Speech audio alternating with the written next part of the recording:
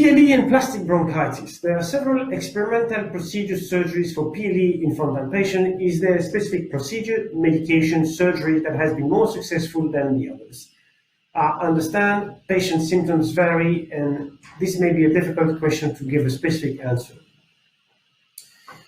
PLE is interesting. If you look at Australia, we have 5% of our patients develop protein-losing enteropathy, losing protein through the gut. If you look at most of the centers in the US, they have 10% of them. And if you look at China, they have 20%. So why is that? Well, the surgery we're doing, the indications we have may be different. They have more hypoplastic left heart in the US, and that may be the reason. And then it depends how well you look after it. I mean, if you take stool specimen of every patient, clearly you're going to find more protein-losing enteropathy.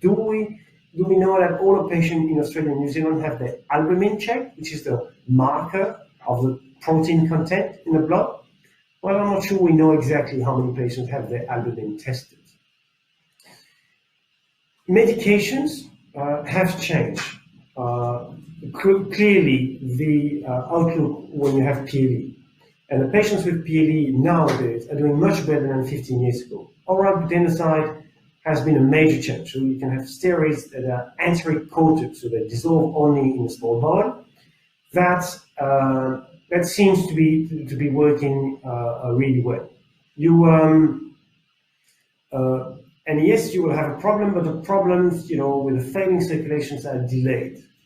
Now, there are some procedures that are offered. There's 2 lines of procedures, 3 lines of procedures that are done for PLE. There's some surgeries that are done. My colleague, Christian Brizard, had designed an operation where he isolated the blood return from the liver and get it directly into the heart. So you're living a bit more blue, but the pressure in the liver is less, and so the strain on the liver is less, and the liver is the biggest driver of having lymph into the lymph circulation. So more lymph is created for the lymph circulation.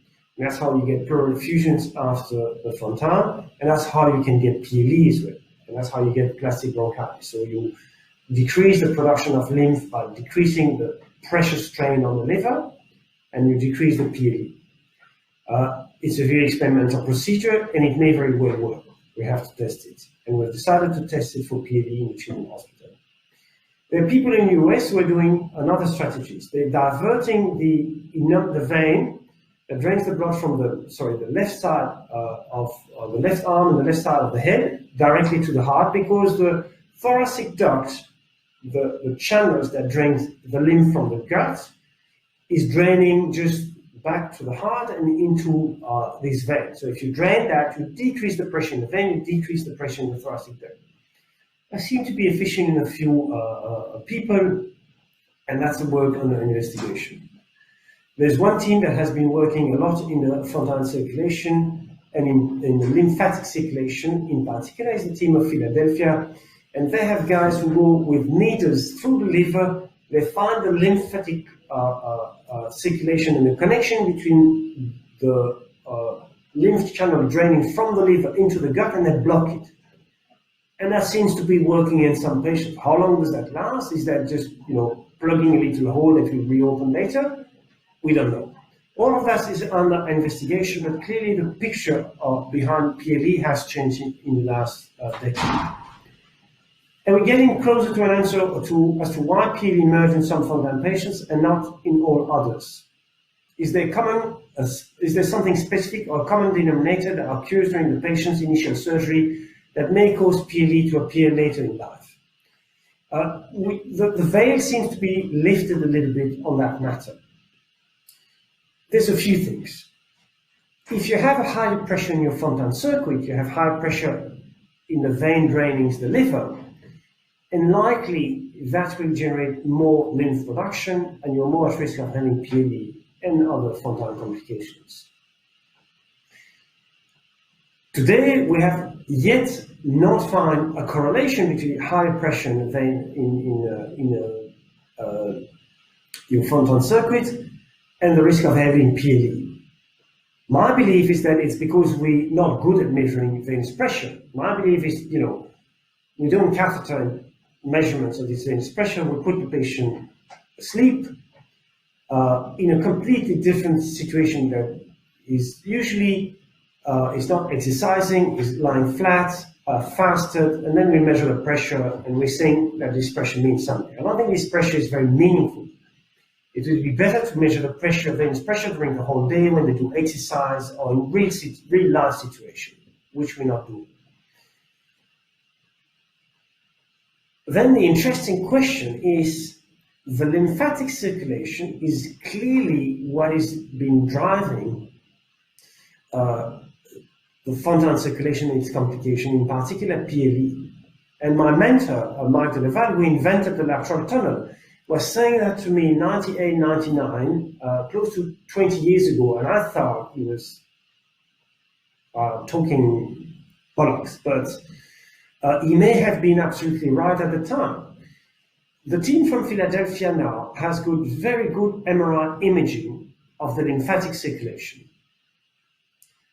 And something that is not in literature yet, but they've started to explain that they're testing every patient before the Fontan, and they can score the capacity of the Fontan circulation into 4 grades. So you can have a good Fontan, a good lymphatic circulation, everything flows fine. It's a bit slower. These 2 groups are fine. There's a group where it's a bit more problematic and it doesn't flow as well. These people struggle after Fontan and they do all right, but that's okay. And then you have a 4th group where they have really not good lymphatic circulation and it's absolutely dramatic. And in these patients, we should probably try this experimental surgery that are different than the Fontan circulation. So there's a move into these fields.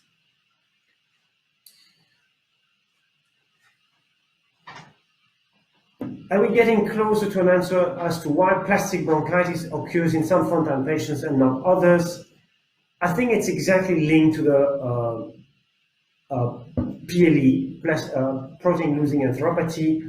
And just in some patients, it finds its way through the gut, in some patients, into the bronchus. Is there something specific or common denominator? I think undoubtedly.